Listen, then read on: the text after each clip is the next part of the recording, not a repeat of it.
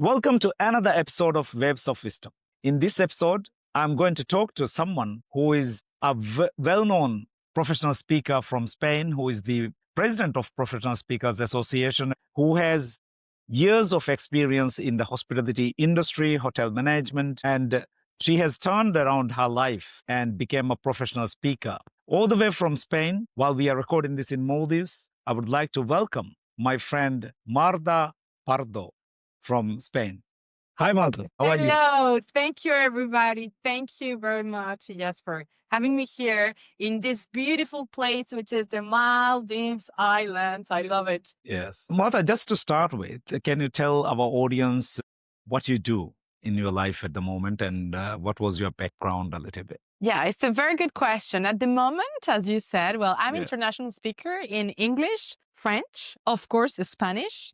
I'm also a master of ceremony in the 3 languages. I'm a coach and I also do some training and help people to grow in the bold leadership. I'm a motivator, so I'm behind people to push a little bit because, as you said, my background was in the hospitality industry during 30 years. And my passion about this hospitality industry, by the way, you're an excellent host, is all about how can we help people in everything. And now what I want to do is to transfer all my knowledge, my experience, all the things that I have done during all these 30 years to the people that want to listen to my message in a different way. So that's what I do now. Wonderful. We'll come to talk about passion a little bit. How your career started? You were actually from Spain, right? But majority of your career, you have lived and worked in France.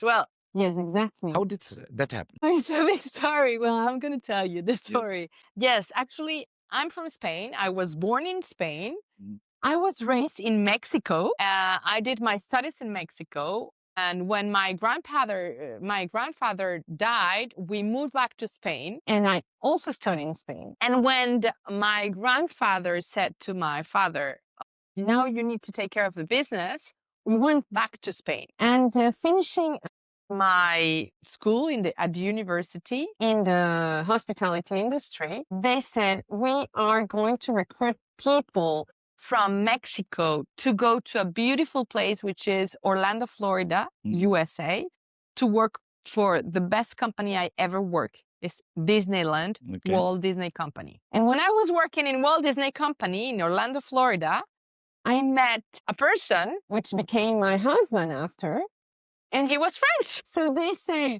do you want to go to Disneyland Paris? And I was so in love and said, yes, I moved. So that's how I arrived in France. So actually I started working for Disneyland Paris. And after I did actually almost all my career in France. Wonderful. So while you were working in hospitality industry, you must have been very passionate about serving people. And so how was the life like? What did you enjoy most when you were working in the hospitality industry? I love the question. I think what I loved the most, it was the relationship with the clients, but the relationship as well with my team. I was very close to my teams everywhere I was. And the relationship with clients, for me, I think this is something that I had inside of me. Because since I remember, since I was a kid, I always went with my fathers on a trip and everything. And I was talking all the time with different persons. So once I said to my father, I want to travel. I want to serve. I want to talk to people. And I think brought me a lot of great connections, a lot of interaction with people that you can never imagine from around the world. People that sometimes were in the hotels because they were in the hospital. Sometimes they were traveling, sometimes in the honeymoon. So many different experiences that I think I took every single experience they gave me. And for me, it was a very, very interesting way of growing, knowing all this. So for me, I think it was essential to talk to people and to learn from them and to feel this service. You know, when you are in the world of hospitality and you serve others, you just want to give and give like you do here in Yes. Maldives. People give, and I think you have a lot back afterwards, even though you don't think you're going to have. So for me, it was the best thing. So what was the turning point in your career? Why you decided to leave and then pursue another profession? Because of a pandemic. All right. Actually, I didn't want to leave. I was so happy. I was so passionate about it. But unfortunately, COVID hit me very badly. I was general manager of a hotel in Lyon, in the City of Lights in France. And very big hotel, beautiful hotel, historical monument. And then COVID arrived. And for me, COVID was a disaster because I was very, very sick. I have very severe COVID. I lost memory during 3 months. I had oxygen. I had, you know, what happened to COVID. And then a lot of stress, of course, when you have to lock out your hotel, tell your people you need to leave. Now you're not going to have work, your clients. It's a lot of stress. I think that stress touched me in all my body. And my head as well. So after that, I had a burnout. And the doctor said to me, you cannot do this work anymore. And I said, I'm sorry, it's my passion. This is all I have been doing for 30 years. And that was like a shift in my mind. When he said that to me, the medicine of work says to you, you cannot do this anymore. And you're the top of the hierarchy. It's like, what I'm going to do after? And at that time, I was also president of Women's Entrepreneurs during 5 years. And I did a lot of conference for free because people wanted to talk about my, experience, my lifestyle and stuff like that. And I said, oh, I love that. I would love to convert this into my new passion, into my new life. And that's how I start thinking how I'm going to do this. And I wrote in a paper all the things that I wanted to do. And the first thing came into my mind is I want to help people. So I want to continue serve people, but in another way. Whether you are serving in the hospitality industry or in the professional speaking industry, you have been definitely serving people, and that is what has brought you all the way to Maldives as well. I see you as somebody who is very passionate about whatever you are doing. Are you like this for whatever you do in your career? I am. Yes, I am. Yes, I think, yes, I have the passion on me. How does that comes, right? Is it something related to your background or your family, your culture? Actually, how does that comes? That is not the first time that somebody asked me this question. All right. And it's very difficult to answer because I don't know. People said to me all the time, you are very passionate, you have a lot of energy. And I said, well, how do you do that? How can you teach me that? And I said, no, I cannot teach something that I have inner me because I feel it like that. And I cannot tell you what this came from. What I can tell you is that all that I do, believe what I do. And I believe, when I believe in something like that, I will give 300% of myself. So that's probably the passion. But it's true that at the same time, when I was little kid, father transferred me his passion. It was racing. And I think he really gave us, to me and to my brothers, this passion. When I remember, I saw him, he was always smiling and giving, his heart for this. And probably came through that. Probably it's a question also of education. So your father was like a role model in that Yes, sense. And yes. then tell me more about racing. So you're a professional racer? Not me, my brothers. Okay. Me is a hobby, but I was raised when I was 3 years old. My father put me on a motorbike, like here in Maldives. Yes. Because motorbike. everybody has a motorbike. Yes.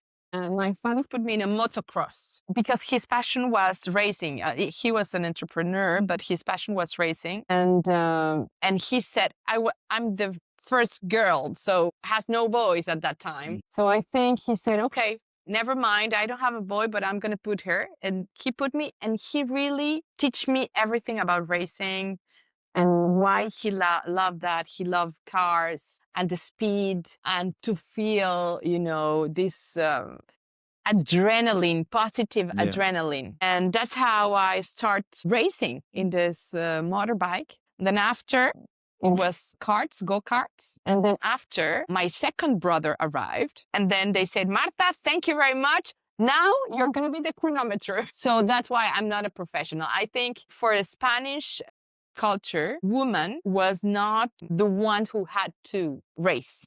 Yeah.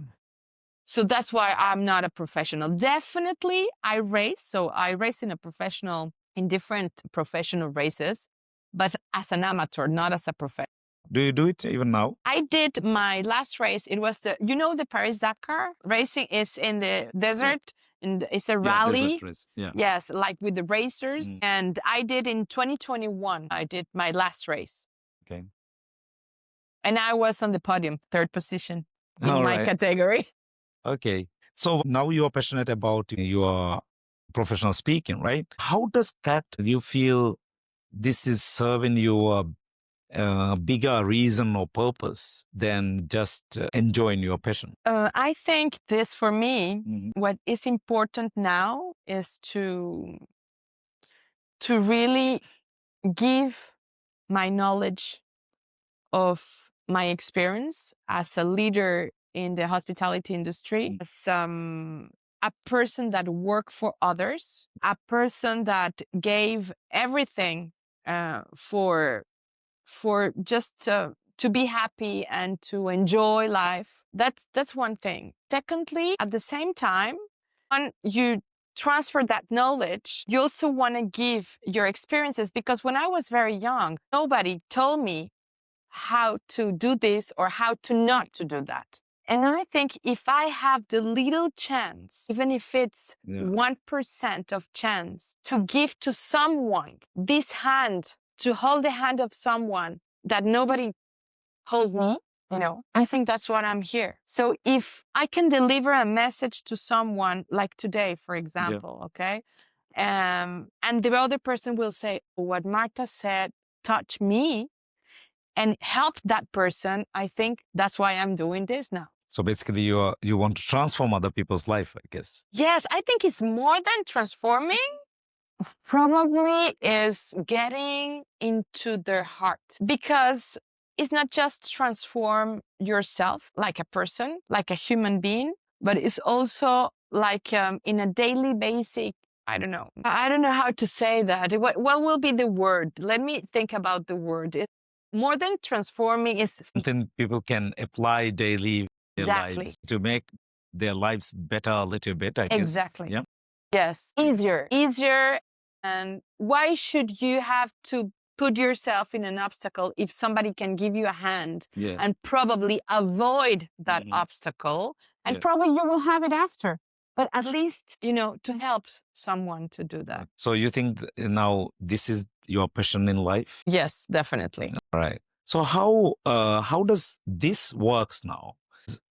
Because you are not retired, you are from the hospitality industry. Of course, you decide maybe this is a different phase of life which you are going through at the moment. So how this is helping you as a business? Many people doesn't know much about professional speaking as a business or as something. People think people just speak to make an impact or motivate others or things like that. How this is helping you to actually sustain your life financially, emotionally, and building communities and so on, like what same things which you enjoyed when you were working in the corporate world? I think I have changed, first of all, before, because this question has a double sense. It's very interesting when you say in the economical part and also in the heartful part. So for me, to being a professional speaker, it makes sense to me to say, okay, I changed my life. Now I'm going to do this. I didn't know how to do it. I didn't know how much money, because when you start to, you say, okay, I'm going to have money. But at the same time, I didn't have money before because, as I told you, I had so many conferences for free. So then again, you think, okay, how can I'm going to earn the same money as GM in the hospitality industry? And then you start thinking, okay, how many conferences I have to do to make sure I have the same money? And I said to myself, think like that. It's not about money, even though you need to earn money to survive and to live. But for me, it was not about money. It was about feeling myself happy. And I think when you get older, I don't know if it's a question about you get age. wiser. Yes. and definitely money probably comes after. Probably. I've been, you know what is the hospitality industry? I've been working 15 hours per day since I was 16 almost, you know. This is another story, but in my father's companies. So I know the hard work. And now I really want to deliver as a passion. But it's true that for the people that doesn't know what it is, and it's not easy to understand the business, it's easy to do conferences. How many people does conferences? A lot. But to live with just doing conferences is another thing. So first of all, I think you need to set up your strategy and to see what actually you want to do during the whole year. How many conferences you want to do? There's people that do 150 per year. And I said to myself, no, I don't want to do that. I want to serve, and the message that I want to deliver is not like a machine, you know, because I want to spend money with the people I love as well. So for me, in my case, I'm not saying this has to be for everybody. I made a balance the day I had a burnout because I realized how difficult it is to get in a deep hole and nobody can help you to get out. But when you're out and you're transformed, then you say, I have to change something. So for me, a balance between economy, business, and lifestyle is so important. Right. So important. So I do it around the world, but now I choose what I want to do. So coming to Maldives for me was a choice. Yes. It was a hard choice. Probably people will say, yeah, but how you feed yourself? Well, you have to do extra things and you have just to say, okay, at the end, what I want, what is my purpose? Yeah. So what is, if simply speaking, apart from like touching other people's lives, making them better, so in which way are you trying to make their lives better? What is the subject area? What is the niche you are focusing? Well, my niche is, my experience is bold leadership, is how can they be out of their comfort zone, being audacious? How can they bring audacity in their lives? Yeah. How can they be creative? How can they, because some people, I mean, when I find people in my conferences and they say, oh, you did that, I cannot do it. And I say, why? Why you cannot do it? Well, I'm too shy. Well, it's not me, you know, it's like, it's not my personality. And I say, well, you don't need to be another person. You can be you, but you can be out of your comfort zone being you. So bold leadership for me is essential because as a woman, to being a general manager, very young woman, a foreigner, because I was in another country. I was in France. I was not in Spain. Young people, it was like impossible. And I said to myself, why it has to be impossible? So that's why for me, bold leadership is important. And behind the bold leadership, I have a motivation. I have the customer experience, which drive me all my life in the hospitality industry. And I think these three, motivation, leadership, and of course, customer experience, are my basement. Yeah, that's very interesting areas, I'm sure. When you say bold leadership, like somebody who is already in leadership or somebody who is an upcoming leader? Great question. Yeah. It could be for everybody. When you start in management, you are an emerged leader. To become a middle management, you need to also get out of the box because there are so many emerged leaders that if you want to be the one who's going to pass that barrier, then you need to do something different. You need to be aware of what other people don't do to be bold and brave. And then when you're in the middle management, but you want to touch the top management, it's the same. Not everybody wants to be in the top management. That's true. We have more emerged leaders or middle managers. Thanks God. Not everybody wants to be a CEO. True. But if you want to, and you really want to be up there and stay there for a long time, then you have to think differently. You cannot think like a normal leader. When I say that, is that you need to, bold leadership is what? It's taking risks that others will not take. It is about the decision making, right? We quite often hear, Exactly. okay, take the bold decision. Exactly. Is it so? Is it only on the decision making side, or it is also on the command, control, other aspects of leadership? Well, actually, you need to have control. When I Or always influence. make influence. When Yeah. I always make an analogy, you saw my conference Yeah. in Keep Driving. I always make this analogy between a leader and a race driver. In question of seconds, sometimes you have to take that decision. The bold leadership will take that risk and go farther. And probably the one is going to be ahead of competitors because he took that risk. This is interesting when you mention you compare it with the analogy of race driver, because race drivers become perfect and good at it by continuous practice. It's practice. So in that sense, what do you think about what the leaders can actually practice to become bold leaders in this scenario? Very interesting. Yeah. I think you touched something important. Thank you for Yeah. remind us that nothing arrives directly, Yeah. like this. You need to work and you need to be consistent and you need to be there every single day. Even sometimes you don't want to wake up and go, and the difference of a driver, because in a race, you have, depending on the race, Formula One, you have 20 racers. NASCAR, you have 40, 50 race drivers, for example. And depending on the race, in the rally that I did, we were 440 women because it was a specific rally. So more than 220 cars and trucks. So if you want to win the race, if you want to go to the podium, you need to take more risks than other persons. It doesn't mean that you cannot be a leader. Of course you can. But the difference between a normal leader that is going to, take decisions every day, but is going to stay in the comfort zone, or the one is going to say financially, for example, you're a financial person, right? Yeah. So financially, all these persons that, I'm going to invest here. In this island in Maldives, I'm sure it's going to be a great development business here. And probably you will see the vision in 10 years, but you're taking a risk. And everybody saw the island, but nobody took the decision to develop there. Then you're bold. I think you touch a point. This is exactly what the pioneers of the Maldivian tourism industries did. Exactly 1 week back, last Saturday, one of the pioneers of the tourism industry passed away. And many people wrote about in their social media, and he was very close with me as well. I had the chance of working with him for 25 years. People wrote about like the bold decisions which they have taken.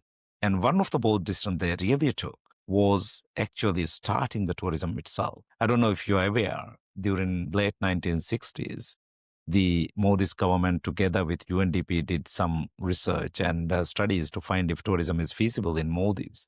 And the report came out saying that it is not feasible. Wow. Maldives doesn't have the infrastructure, doesn't have the transport, doesn't have the basic amenities, food even, to serve for a guest. And today, Maldives has one of the most sought after world-class tourism destinations. Imagine. Yes. So I think you're right. Yeah, it's very, very interesting. Because he was also, I think, that bold leadership. And thank you for sharing that, because I know for you it's important. It was even farther, I think. He was also a visionary. But sometimes you have a vision, but you're don't take action. afraid. You're afraid to take that action because what is going to happen? What is going to be my risk financially, probably, or not? Sometimes when I said I have to change my life, literally change my life at 49 years old. I mean, you say, okay, I'm almost 50. Have done all my life the hospitality industry. I love what I do. I'm passionate about people, about hospitality. What I'm going to do is a risk as well, because I started from scratch again at 50 almost. So when you start from scratch again, then people say, oh, me too. Yeah, but what was your risk? For me, well, a lot of risks, because You never know. You're stepping into a totally new area. Exactly. So I think in Maldives, when you see that risk that he took, who will say after how many years you said? Like Now 53 years. imagine who will say that? And I can tell you it's amazing the service you have here in Maldives. The people is always smiling. You can feel the heart of people serving. And me as a leader, general manager, guest, everything, I say, I want to come back. I want to come back. I want to come back. So, Marta, thank you very much for that insight. And how this is leading actually you to become unretireable. It's I love the word unretireable. Yeah. But because I think people like us with passion will be really unretireable. We will work all the time. But we need to think how we're gonna do this. Because definitely at the same time we need somehow to retire. You're right. Sometime you will. So if you're not going to do this in many years' time, I'm sure I will. you will. Yes, but when I'm saying, yes, of course, because that's, as I said, my message I really want to go through. And from now, I've been almost, I say almost, in all the countries, I mean, in all the continents, sorry. Next year, I'm gonna talk in Australia. It's the continent that I have left there. Yeah. So for me to be non-retirable, it means that keep going, keep driving, keep doing the same things. Yeah. I don't know if it's going to be the same. So your question. So I think what you're trying to say is, if I'm correct, do it with passion and with a purpose, whatever you're doing, and keep doing something. Exactly.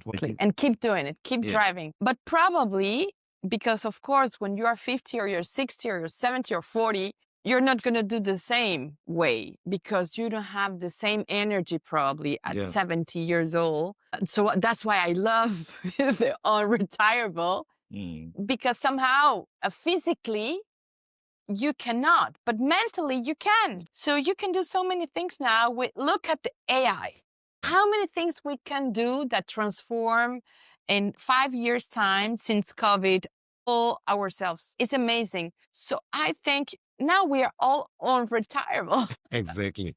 Thank you very much, Marta, for being on my podcast. And last word of wisdom would like to share with my audience. What do you like to share? Well, can I talk to your audience somewhere here? There? Well, first of all, thank you for this invitation. And I would like to tell to your audience that believe in your dreams, no matter if they are big, small, but never, ever think you cannot make them because you're the only person that you can make everything possible if you want to retire yourself. So be unretireable. Thank you very much, Marta, for being on my show. It's my honor and pleasure to have you. Thank you. And I hope you will enjoy the rest of your stay in Maldives. I'm sure I will. Thank you very much. And for my viewers and listeners, until we come back, don't forget to pursue your passion and do whatever you do with real passion and find a purpose around it, like Martha has mentioned, and be unretireable. Thank you.